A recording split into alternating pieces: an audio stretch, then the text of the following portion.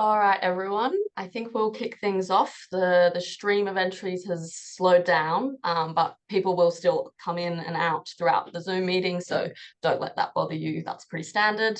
But we'll kick off the formal presentation now. So welcome, everyone. Thank you for attending our webinar today on the ACT's climate strategy. I'm Aveen. I'm the campaigner here at the Conservation Council, and I'll be facilitating today's webinar. As I mentioned earlier, I have Ella to the side. She'll be helping with tech support today. So if you have any issues throughout the Zoom, please send a message in the chat, or you can direct message Ella and we'll try and help. No promises. We all know how unwieldy Zoom is, but please do let us know so we can try our best. And today we'll be having a presentation from Danny Jowers-Blaine, the Vice President of the Conservation Council. So the webinar will begin with that presentation from Danny, and then we'll transition to a Q&A for the final 15 minutes. And just because we have a large group on the Zoom, the webinar today, we've found that the best way to manage that, to have a balance of voices, is for everyone to send their questions and or comments into the chat. Please do so from start to finish, because Ella will be collecting all of those questions and comments and saving them up for the Q&A section at the end, when Danny and hopefully Simon will also be joining at that point to answer those. Simon sends his apologies. He unfortunately had a specialist appointment that he couldn't move. So yeah, he might join in time for the Q&A section at the end. But before that, we'll have the presentation. And before the presentation, I should begin with an acknowledgement of country. I'd just like to pay my respects to any Aboriginal and Torres Strait Islander people today, and elders past, present, emerging. I'm joining, and I imagine most people are joining, on the lands of the Ngunnawal and Ngambri people. So yeah, I pay my respects to Ngunnawal and Ngambri people here today, and just pay my thanks to this beautiful country that I've been lucky enough to call home my whole life. Yeah, it's done a very good job of looking after me. And I'm very lucky to be able to give back to it in my work. But without further ado, I'll pass over to Danny to lead us through this presentation on the ACT's climate strategy, where we've come from and where we should be going next. Thanks, Danny. Thanks, Aveen. So briefly, just to talk through what I'm going to be covering today. We'll give a bit of an introduction to who we are as the Conservation Council of the ACT region. I'll talk a bit about what the science says about the climate outlook for this region. And then I'll go into a bit of the historical context for where we are today, what the government's response has been to climate change here in the ACT over the past few years, in particular the most recent climate change strategy, which finished this year, how the government has gone, in our view, in implementing the strategy, and so where that leaves us now, and then what the government's currently saying it intends to do in its new climate strategy, which will follow on and take us into the next period. And lastly, I'll talk a bit about some of the next steps, what we're planning to do as a Conservation Council, and how we'd love to have your involvement. There is a fair bit of history to cover in this, and I know many on this call will be far more familiar with this, certainly, than I am. But I think it probably bears repeating for those of you who are familiar, because we want to make sure everyone's on the same page. And when we're thinking about what the government is doing now and how we should be responding to that, it's important to think about the journey they've been on, what the successes are we can build on, and where some of the major challenges remain.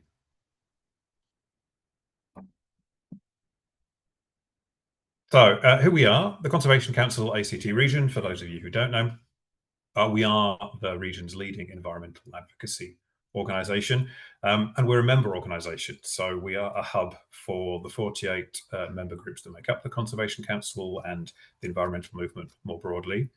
Our mission is to protect nature and create a safe climate in the ACT region. We've led many of the region's most important wins for wildlife, bushland, and for communities. And our belief is in the power of collective action to create change. Again, working with our member groups, but with the environmental movement here more broadly. Next year, we will be turning 45. So we have a long and storied history, and that'll be a major milestone for us next year. So turning to the climate of the ACT region, we have all been experiencing this. I think personally, temperatures have been increasing and they will continue to increase. We're likely to see more frequent and more severe droughts here in the ACT, an increase resulting from that in severe fire weather and fire risk, more frequent and severe storms, increased tree dieback, mortality of urban trees exacerbating the heat impact in those urban areas, reduced river flows and inflows to water storage. All of this was acknowledged in the federal government's climate risk strategy, which identified the ACT as one of 4 states and territories to have the highest risk of increased disasters. So given all those things, you would think that the ACT government will be taking all of this very seriously and thinking about what they can do. So let's delve into that. Sorry, apologies. I was lagging there with the slide. So the role of the ACT in climate action, to be fair, the government has played a strong leadership role in Australia, and we believe that they need to continue doing so. They need to be acting with ambition in line with the latest science. And we, in this environmental movement, can also continue to lead difficult conversations on climate action to try and push the national agenda, the national conversation further ahead. So the ACT government's response to climate change, we have had an outsized impact. The ACT was the first among all Australian jurisdictions to declare a climate emergency back in 2019. We have achieved 100% renewable electricity here back in 2020. And that has been the largest driver of past emissions reductions here in the ACT. The government has established targets for net zero greenhouse gas emissions by 2045. And as you see there on the slide, a series of intermediate goals to reduce those net emissions over time.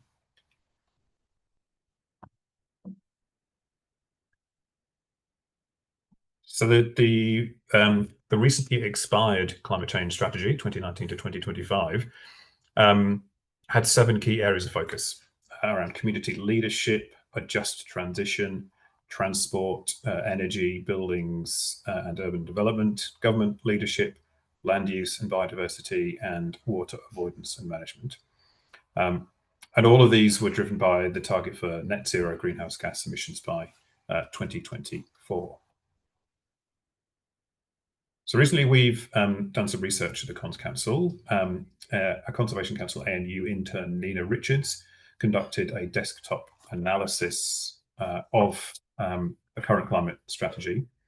And she analysed the degree to which the commitments made in the strategy had been implemented. She created a traffic light system for all the goals, green being achieved, amber for progress, and red for not achieved. And this has given a strong basis to analyse the current strategy, which we'll talk about in the subsequent slides. There are some limitations, unfortunately, to this research, because although we've been able to assess whether the government has achieved its stated goals, it's far harder, and we have been able to, with the resources available, identify the degree to which their achievement has led to the intended outcomes in the real world. Which of course is where this really counts.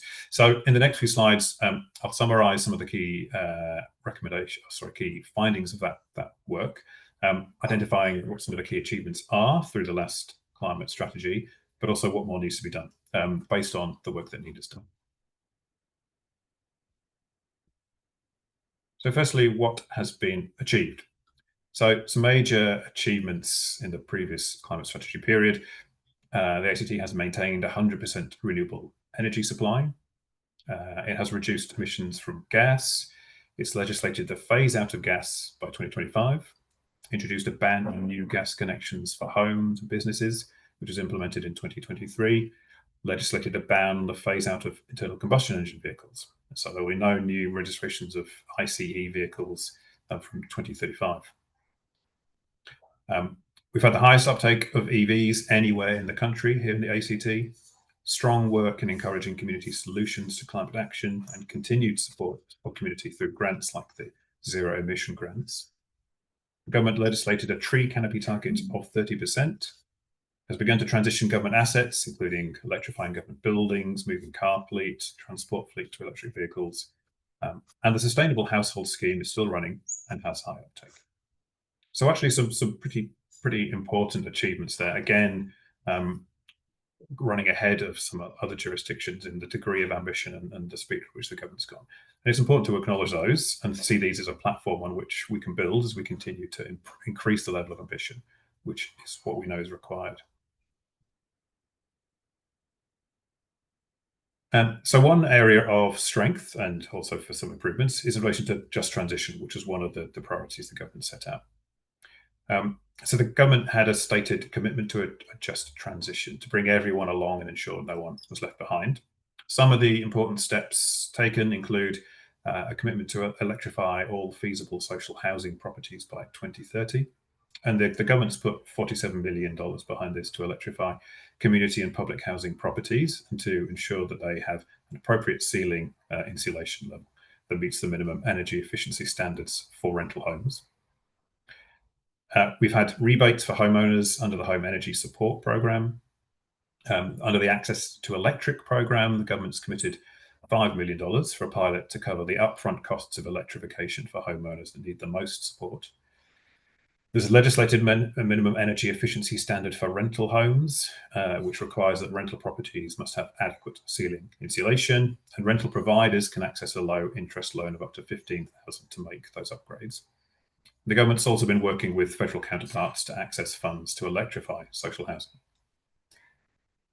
But more work can be done. So gaps include assistance for renters. So while there are minimum energy standards legislated, there's little incentive for landlords to electrify their properties, which potentially leaves renters behind in the transition. The costs of transport. The limited options for public transport available here in the ACT leave many Canberrans relying on cars, which are increasingly expensive.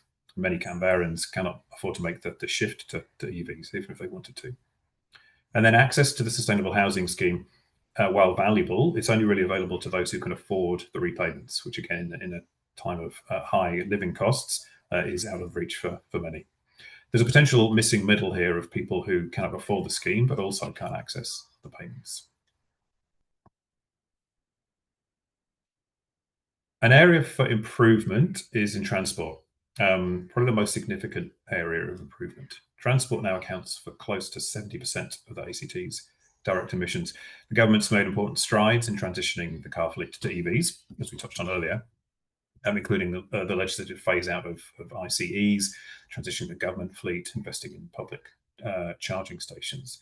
But to achieve net zero, approximately 40 to 45% of car journeys need to transition to public or active transport. Some key problems are that investment in public transport is not where it needs to be. The rollout of light rail is relatively slow. So the line for Woden, for example, will not be finished for almost 10 more years until 2033 on current plans.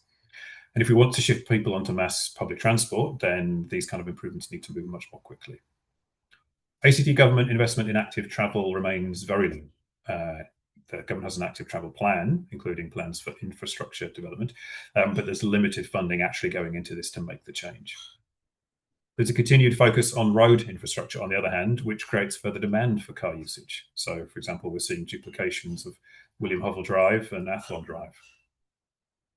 And the government overall is focused on Canberra remaining as a car-based city. We're not seeing the kind of commitment you would expect, the serious steps required to reduce reliance on cars and encourage people to make the shift to public and active transport.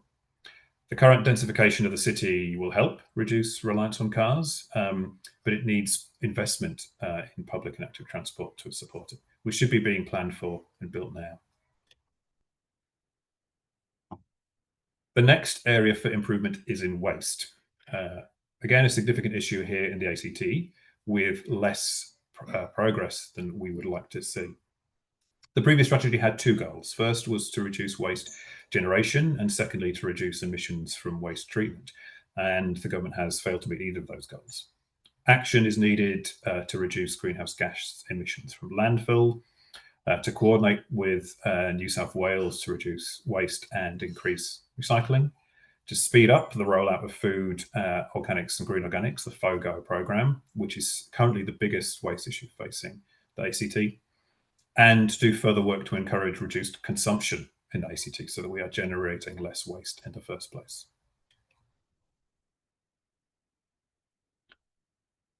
The next area for improvement is in relation to Scope 3 emissions.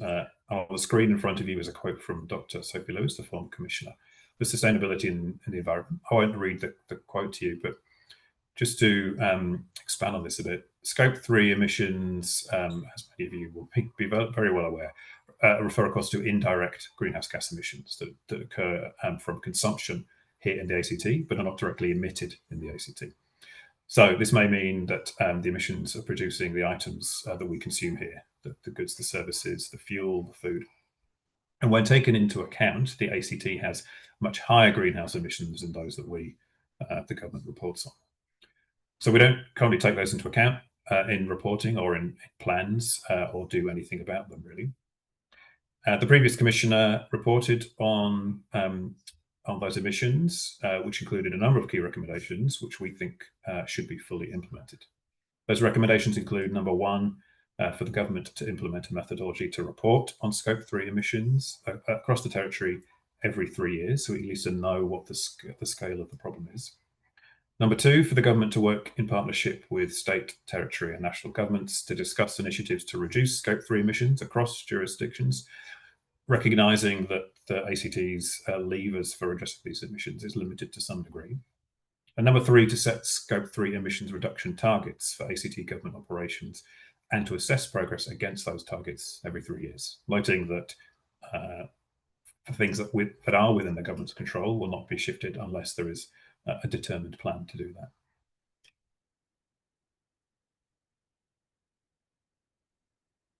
The next area for improvement is about adaptation. Adaptation is often the poorer cousin to mitigation in climate debates generally, and that's certainly true, I think, here at the ACT. But of course, the reality is that we need to adapt currently to the changes that have taken place in our environment, or we talked about at the start of this presentation. So the ACT government's main adaptation focus is on tree canopy cover, having set a 30% target. However, there are still issues with this. We have 19% canopy cover currently, but it's unequally distributed across our suburbs. So newer suburbs in particular have less canopy and lower soil permeability. The lower level of tree canopy cover in some new suburbs makes them more susceptible to urban heat island effects, which can create up to 10 degrees difference between areas of Canberra on a hot day. And tree canopy is not, of course, the only adaptation issue. Some areas that we think the ACT government should be exploring are reducing the continued degradation of our natural habitat due to urban expansion in particular, because this further hurts our environment, but it also creates less climate resilient suburbs. Roof colour. Many of us will have seen with dismay the popularity of very dark coloured roofs all around Australia, and including here in the ACT. Lighter roofs significantly reduce heat in that house, in that block, and collectively in a neighbourhood. Provision of shade in public spaces, such as at bus stops. We've all, I'm sure, us desperately sought shade on a really hot day, and in many cases there is none available where people need it. And then lastly, preparation for emergencies. So the funding of emergency services, many of which, like the SES and Rural Fire Service, are volunteer-based.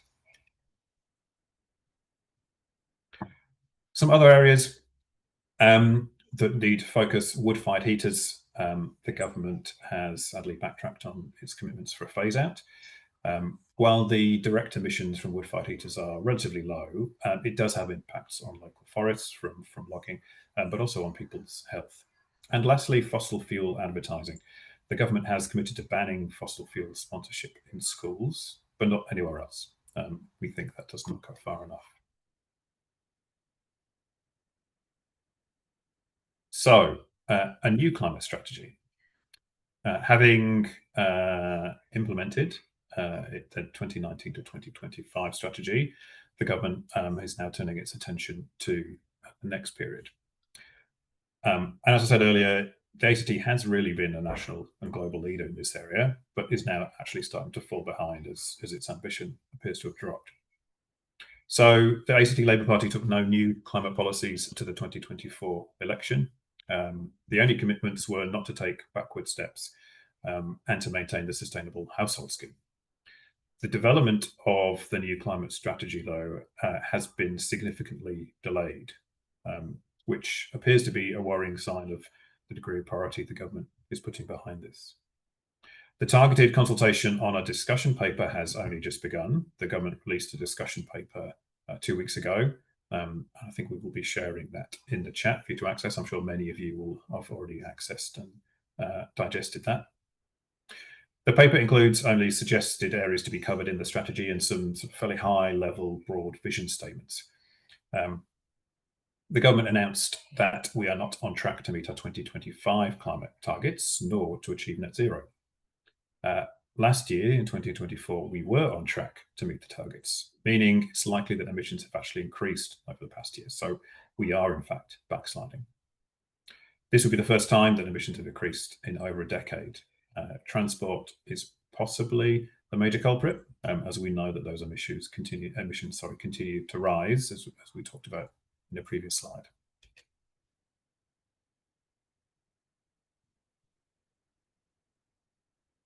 The ACT government is required to commission an independent review into the climate strategy.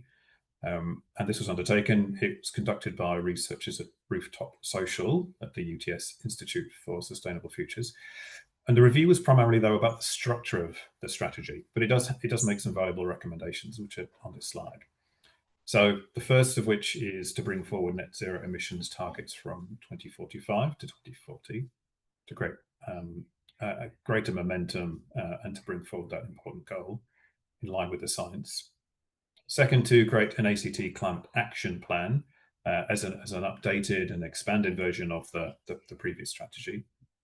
To create structures to facilitate coordination, building of partnerships across government and civil society, sharing of expertise, and broader involvement from the ACT community. In addition, the ACT Climate Change Council, who are appointed by the government to provide feedback and make recommendations to the minister, also conducted an analysis of the strategy, or at least one member of the council did so, and they made the following recommendations. They recommended to revitalise adaptation action, to increase equity, to enhance biodiversity, enhance green and blue spaces, and so on. To strengthen existing mitigation action by assessing formally the appropriateness and performance of current emissions reduction targets, noting that net zero by 2045 was no longer ambitious, nor in keeping with the Paris Agreement target. To actively engage diverse community voices, particularly non-English speaking communities, new migrants and community organisations, youth and business. And to encourage more inclusive leadership and governance. And so that would encompass Scope 3 emissions reductions, for example.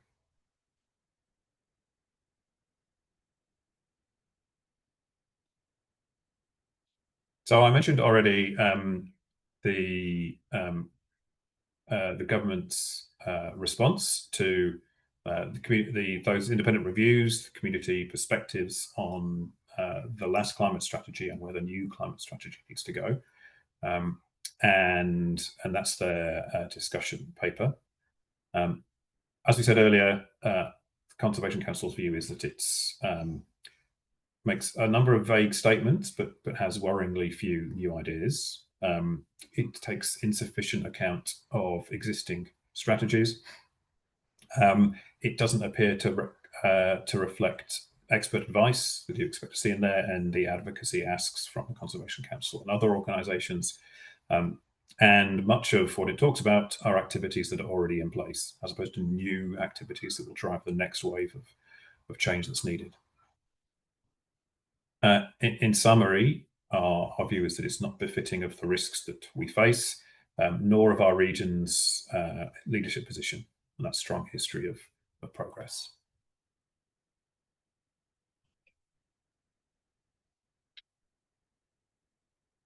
So we are calling for 8 things as a starting point. I think that this conversation will be ongoing and will evolve. But as our starting point, kind of putting it out there, against which we're really keen to hear the thoughts of this community. We think 8 things are required. So firstly, Canberra's commitment to net zero emissions should be brought forward to 2040, as has always been recommended, or already been recommended. The phase out of gas infrastructure should be speeded up, including by implementing a ban on new gas appliances, not just connections, and ensuring a just transition for gas workers. The government should recommit to a plan to phase out wood heaters in all suburbs and to ban new wood heater installations. Government should increase funding for low-income Canberrans, including renters, to transition away from fossil fuels. They should implement all recommendations by the Office of the Commissioner for Sustainability and the Environment by reducing Scope 3 emissions and reporting on those emissions.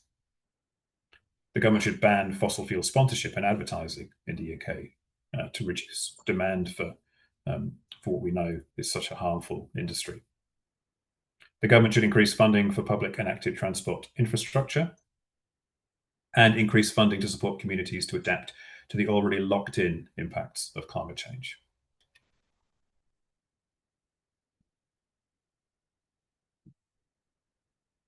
So that's a bit of a rapid run through of the issues facing the ACT in particular, where we've come from, the progress that have been made, the challenges we see in that progress and against what we know needs to take place, and then what the government has set out as the framework, at least for its intended strategy for the next period.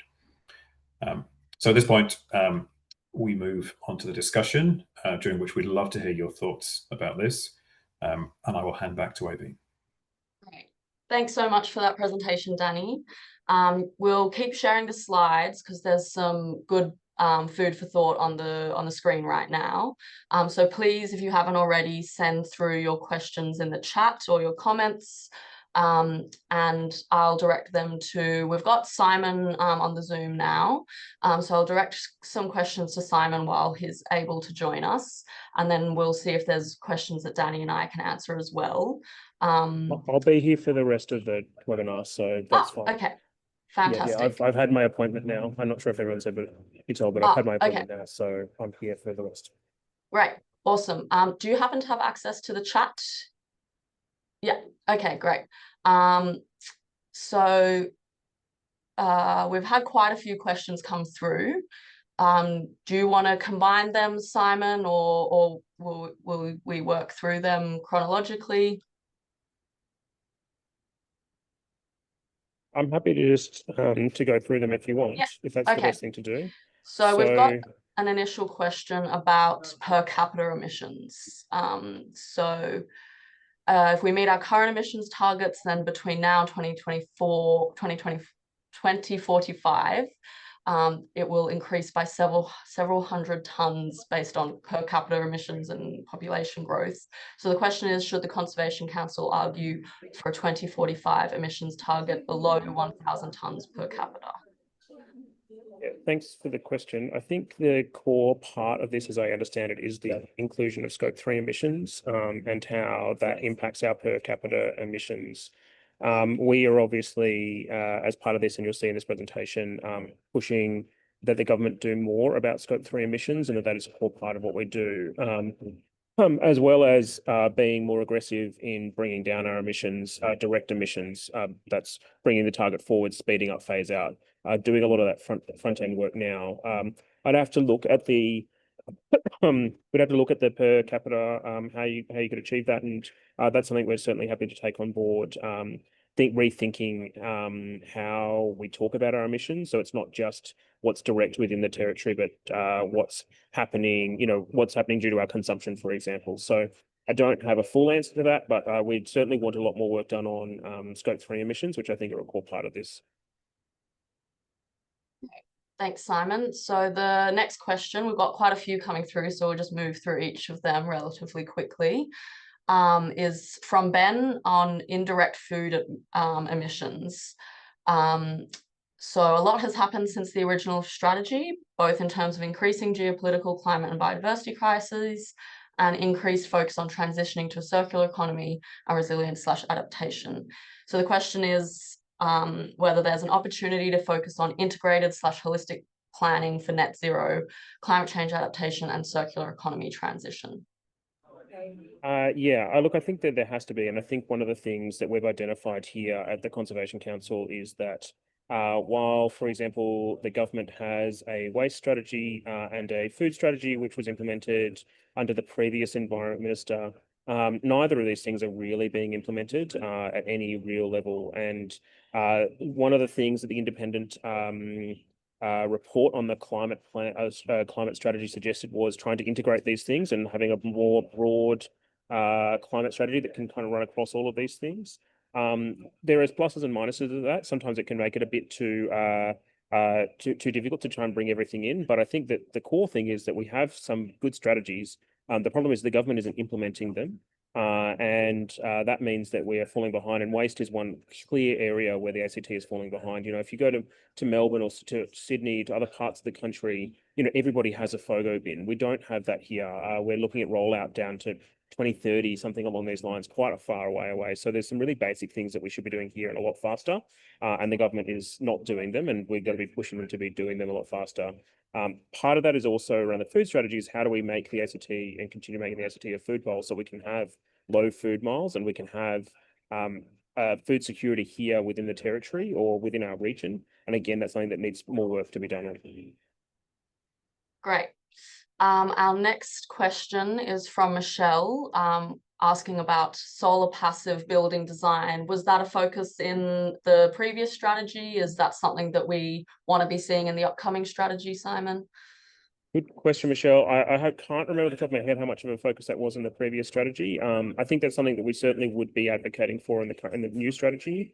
And I think it goes to some of the planning reforms as well. So something that we're thinking about is how do we ensure missing middle reforms, you know, that we're building good, high quality new townhouses and apartment buildings, and something like solar passive design is something that should definitely be incorporated into all of that.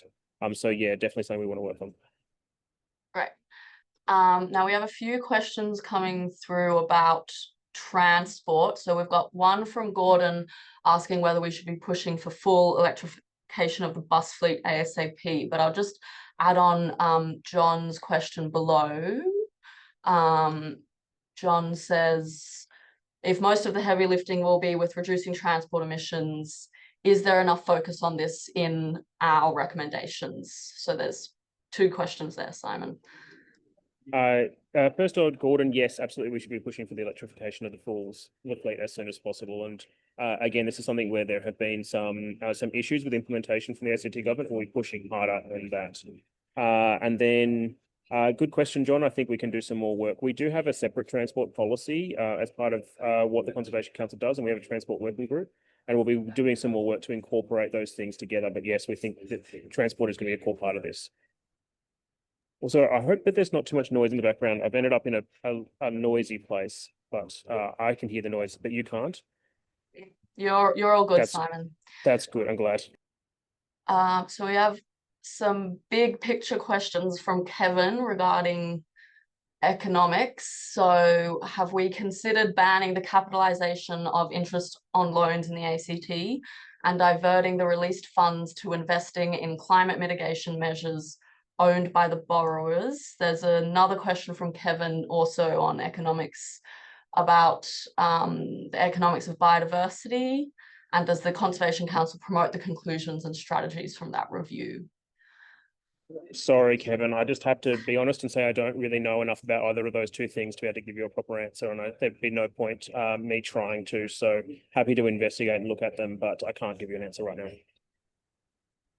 Yes, we'll definitely be taking all of these questions on notice to get a reflection of what people need more information on and are interested in learning more about.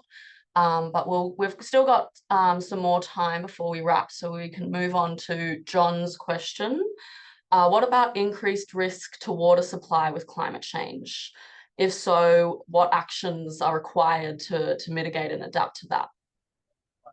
A really good question, John. And there is certainly an increased risk. I think that some of the analysis from the State of the Environment, the ACT State of the Environment report, showed reduced water flows into the ACT, which would naturally have an increased risk. So I think what we're likely to see here is increased droughts, like longer periods of no rain. Often that happens over winter, but then more extreme storms. So when we do get rain, it'll be very heavy, which can have impacts for water flow, because often particularly can have impacts when you have flooding. It can result in things like flooding and things like that. So there are long-term risks there. And I think that one thing we haven't done, and we haven't done this at the Conservation Council just due to capacity, is really identify what that means for water policy here in the ACT. And I think it's an area that we and the government needs to be working on. And one broader reflection I'd make is, if we look at a lot of the way the government is operating in terms of their other policy areas, it is often a business as usual. It's not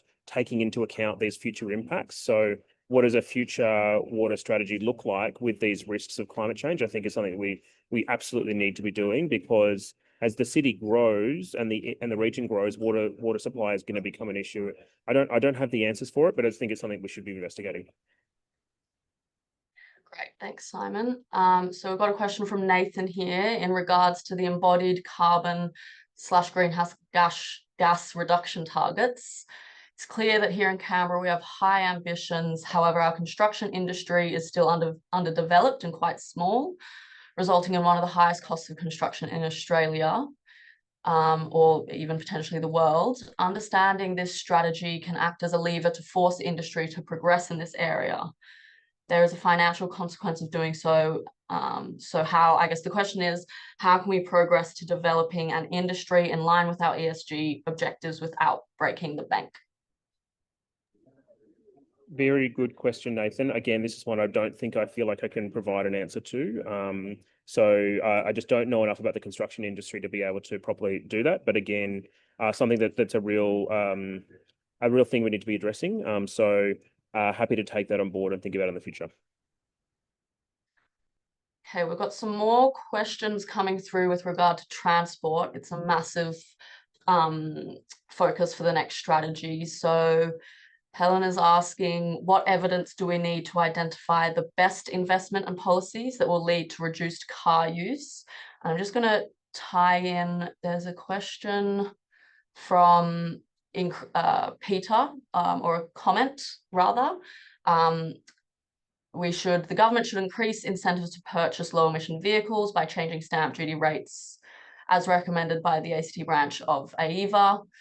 So I guess, yeah, is that something that we would support, Simon? And Helena's question regarding other areas of investment as well for reducing transport emissions. Yeah, so just going to Helen's question, I think one of the things, and I noticed Bill's comment here that as well, that one of the takeaways from current consultation is there's always the discussion about the incorporation of future technologies that haven't been invented when we'd already have the technologies that should get us there if implemented correctly. And I think that's really true for transport. So I think one of the things that we have in the ACT is a real myth that that Canberra is inherently a car-based city, and that we'd all love our cars and getting off cars is going to be impossible. And that was the same thing that was thought of places like Amsterdam, of places like Paris, of places like London, in even places like Sydney, where there has been a real investment, at least in the city, of public and active transport investment. What needs to be done is a mind shift within the government to be focusing all of their transport energies as much as feasibly possible into active and public transport. And looking at the infrastructure that can get people out of cars and into bikes. And that's what's happened in places like Paris. So for Paris, the example there, that what they've done is they've had a rapid and mass rollout of active travel infrastructure that's separated safe bike lanes. They've been willing to do things. They've had a huge program of closing roads outside schools to make them safe streets. So they're pedestrianized streets for kids, to encourage that sort of safety and walking and riding to school. They've done things like they used to have a major highway along the river, which they closed and turned into a pedestrian mall. So being willing to proactively encourage active transport and public transport, whilst also actively discouraging car use. And it's seen a massive change in the way people are moving around that city. And I think that's feasible here in the ACT. Another core part of that is the continued densification of the city. So, for example, if you build in the Western Edge, which obviously we at the Conservation Council oppose, then you're creating car-based suburbs that people need to drive to because it's too far to ride and to walk. You know, if you live in the south of Tuggeranong, we understand that it's too far to ride from there to the city for lots of people. So I think that, but you can in those places then encourage people, okay, you can't get into the city. We could have rapid public transport that can provide that to you, or you can ensure that we have good structures so that you can ride to your local shops. You can ride to the doctor's appointment that's down the road. You can ride your kids to school, all those kinds of things. So having good infrastructure for that. Another couple of things I think is incentives for things like purchasing of e-bikes, I think is one of the things that we've been calling for. So removing the restriction on e-bikes in the Sustainable Household Scheme would be a valuable thing to do.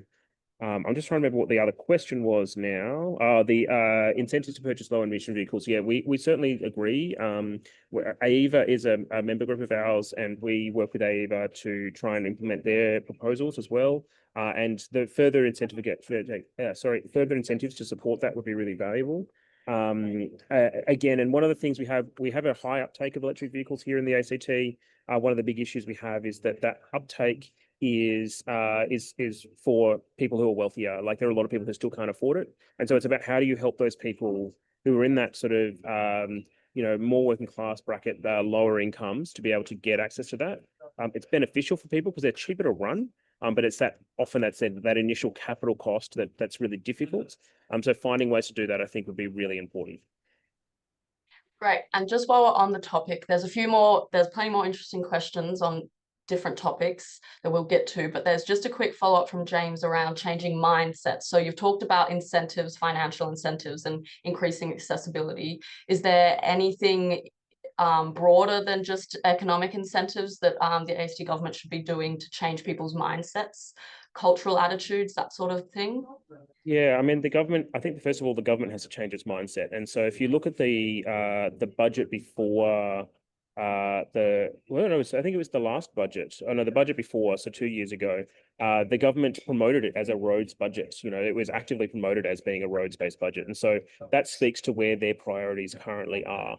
And if you look at where they're putting a lot of money, it's into things like duplication. So it's into duplicating Upland Drive, into duplicating William Hobble Drive, duplicating Drake Brockman Drive. And I suspect there'll be more duplications coming down the track. So I think that we've got to push hard as a community to get them to change their mindset first, and then to promote that within their broader community about that. And there are some areas where they are doing that. So I think that they're being really open and willing, for example, with construction in the city, to say that car parks are going to close, that surface car parks are going to close, and that we need to think about how you get into the city and do it in a better way. But part of the problem is that you need to then match that with the infrastructure. You need to match that with good cycling infrastructure, for example.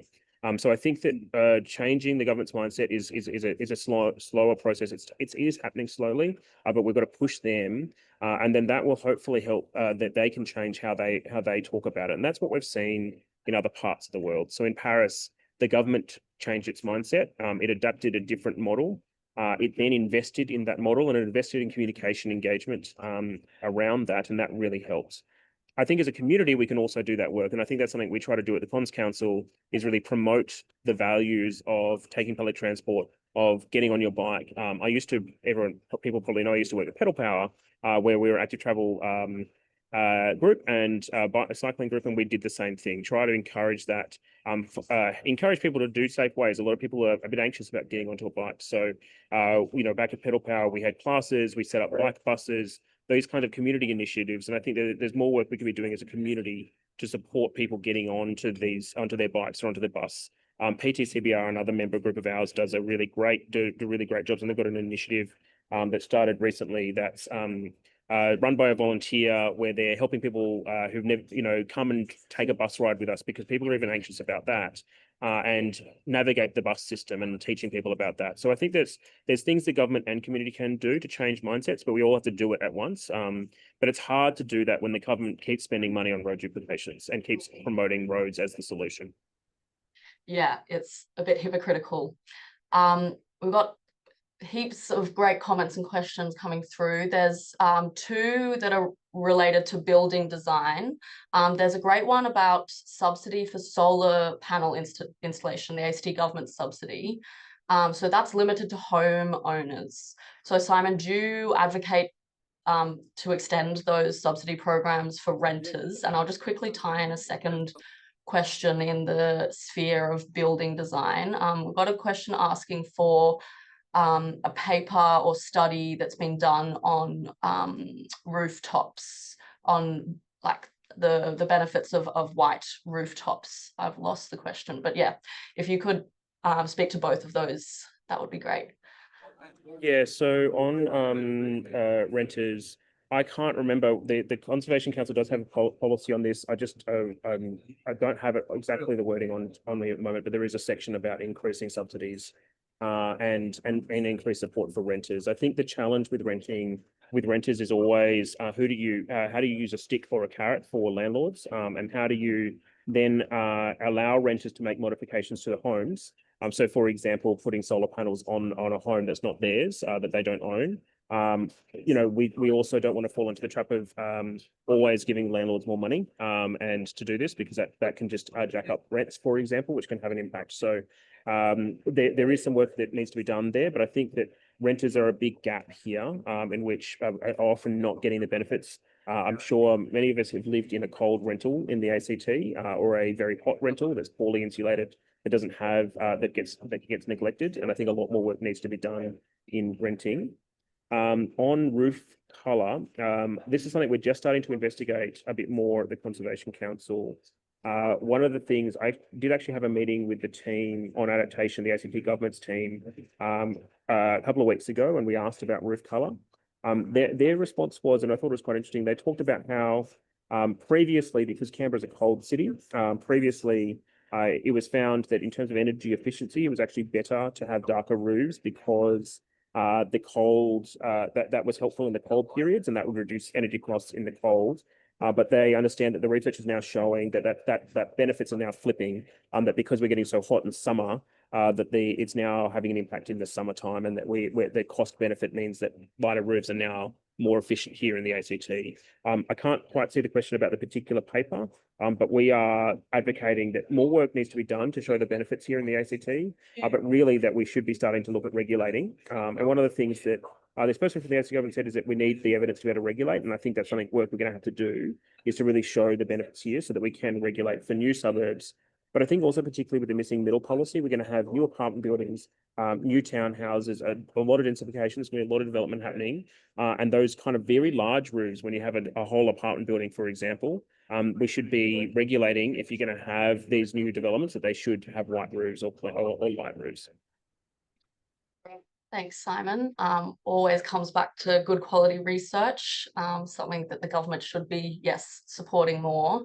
I've got a question from AJ here with regard to gas. AJ says, coming from a migrant family, I know that there are a few foods in some occasions which need fire flame to cook, versus they're not doable on an electric cooktop.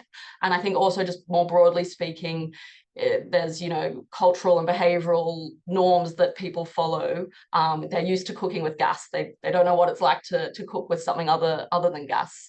So the question is, should there be regulated use of gas rather than banning it? What's the Conservation Council's position on how we phase out or reduce gas?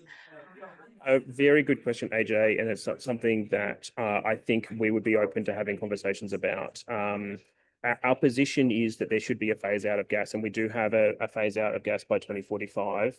I do believe there has been some discussions about places, big restaurants and places like that.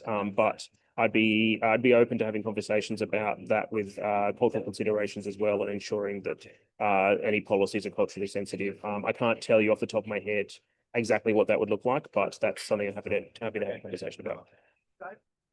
Great. There's so many fantastic comments. I'm just gonna highlight a few. So we've got one from Dietland saying it's really concerning that the ACT waste to energy policy expired this year too.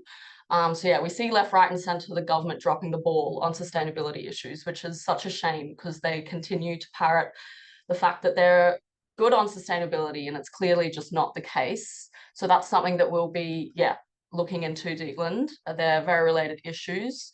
Also a comment here from Nathan about the ACT government using the SSP3-5 forecast, whereas most climate science are advocating to use a worst case scenario to enable for the best possible planning. So that's another really important comment. There's so many though, so please keep them coming and reading through. We'll have one final set of questions. There's still lots of interest in transport. So there's one question here, as well as many comments. So is it regarding the capital cost of EVs, is it possible to promote car leasing and car share systems? Has this been trialed in the ACT? That's a question from Katie. And we also have a question about requiring electric vehicle charging stations in all new builds from James. Look, Katie, I don't know whether there has been what programs there have been for car leasing and car share, but we certainly would support that, and I think that more work needs to be done. So one of the examples is how car leasing in apartment buildings, for example. So having apartment buildings there are two, for example, EVs with a system that can be used for people to borrow them. So you don't have to own a car if you live in an apartment building, but you can use it when you need it to go and pick up something from Bunnings or something like that. I think that more work can be done there. And yes, we do support the idea of having charging systems in apartment buildings, new builds, new townhouses, these kinds of things. I think that seems to make sense. And I know of people who have had issues in their current apartment buildings or townhouses dealing with strata to get chargers installed. And I think that's a problem that needs to be addressed. Great. Thanks for that rapid fire Q&A, Simon, and thanks everyone for all your questions and comments in the chat.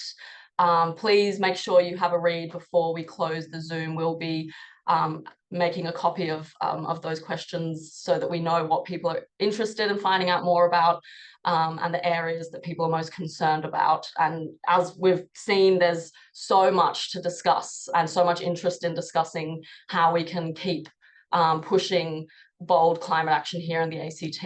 And yeah, that's why we're running this campaign, because we know it needs to happen from the science's point of view, but we also know this is a major issue for the community.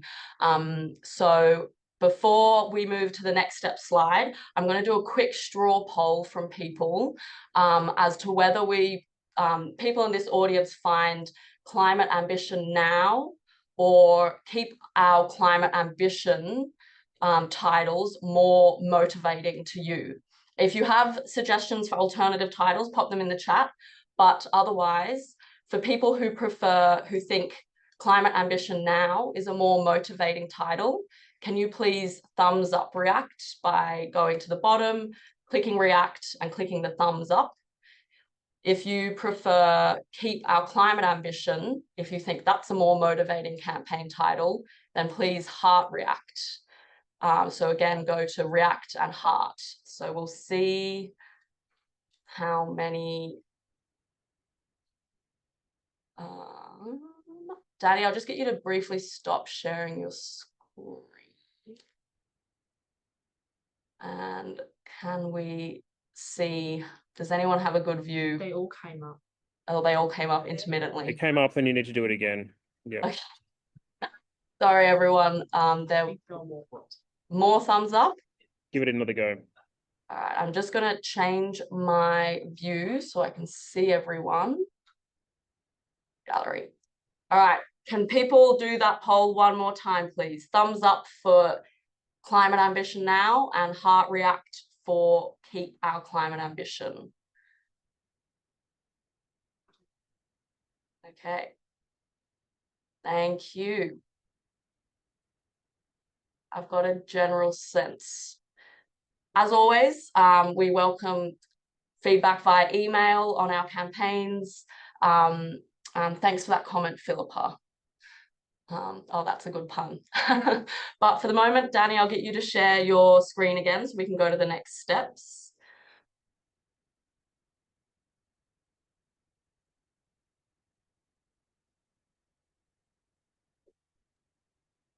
Cool. Okay, so we'll work on locking in that title. We're not super concerned about the title because we know we have a good campaign underneath it. So we're very excited to be soft launching in this webinar, the campaign webpage and petition in particular. So I'm going to copy into the chat these, oh, no, that's not working. I'm going to copy into the chat these links so that you can start signing and sharing our new petition.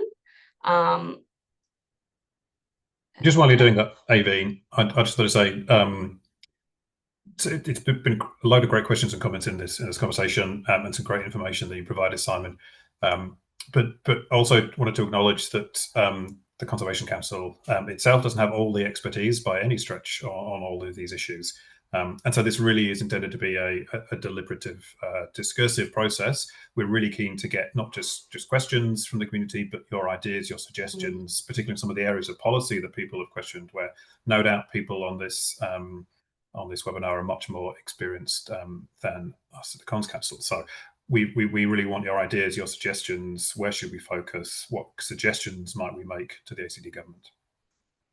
Yeah, thanks, Danny. And that's why we've created a community feedback survey, which will be open for an extended period. So if people do have thoughts immediately after this webinar, this has got the juices flowing, then please fill out that survey. I've linked it in the chat so that we can start gathering community sentiment on this issue to incorporate into our advocacy. And the last call to action is that we have an open campaign planning meeting at 6 p.m. on Wednesday, the 10th of December in our office. So you're more than welcome to attend if you'd like to get more involved in the campaign and figure out, help us with our next steps. But for the moment, sign and share the petition and leave your feedback in our survey. And with that, I'll thank you all for your attendance. And yeah, we'll see you at our next webinar in January. Thanks, everyone. Thanks, everybody.